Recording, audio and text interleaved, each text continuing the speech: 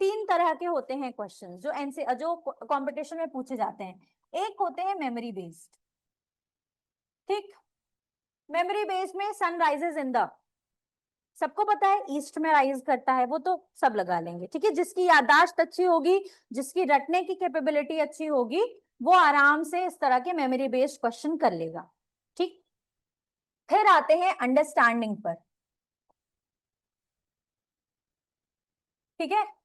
अब अंडरस्टैंडिंग में कैसे पूछा जाता है कि हम जैसे सन राइज होता है या सेट होता है, तो वो अर्थ के किस मूवमेंट की वजह से हो रहा है, ठीक। रोटेशन की वजह से हो रहा है। आपको समझ, दिन और रात जो बदलते हैं या सनसेट या सनराइजिंग का जो फेनोमेना है वो किस वजह से हो रहा है, तो वो अर्थ की रोटेशन की वजह से हो रहा है, ठीक है। तो ये आ गया अंडरस्टैंडिंग में कि भाई आपको समझ में आ रहा है कि अर्थ के रोटेशन की वजह से या अर्थ के इस तरह के मोशन की वजह से इस तरह का चेंज आता है, ठीक।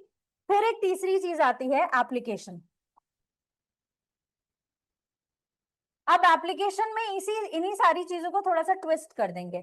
अब ये पूछ लिया, शैडो फॉर्मेशन का क्वेश्चन पूछ लिया कि भाई सुबह के वक्त आपका जो शैडो होगा, वो आप खड़े हैं अपना फेस नॉर्थ की तरफ करके, ठीक है। तो सुबह के वक्त आपका शैडो किस डायरेक्शन में बनेगा, किस डायरेक्शन में बनेगा,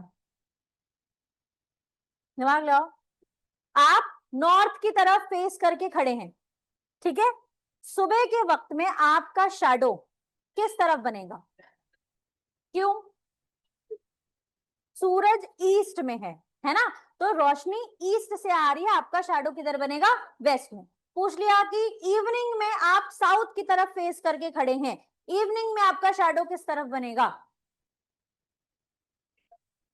हमें नॉर्थ साउथ से मतलब ही नहीं है, वहां पर एक्स्ट्रा इंफॉर्मेशन एक दे दी नॉर्थ साउथ। अब हमारा दिमाग नॉर्थ साउथ पर होगा क्योंकि वो इंफॉर्मेशन दे रखी है। हमारा दिमाग उस पहली इंफॉर्मेशन पर जाएगा ही नहीं जो हमने कभी बचपन में याद की थी कि सन ईस्ट में उग रहा है। जाहिर सी बात है, जिधर रोशनी होती है उसके ऑपोजिट साइड शैडो बनती है, ठीक है।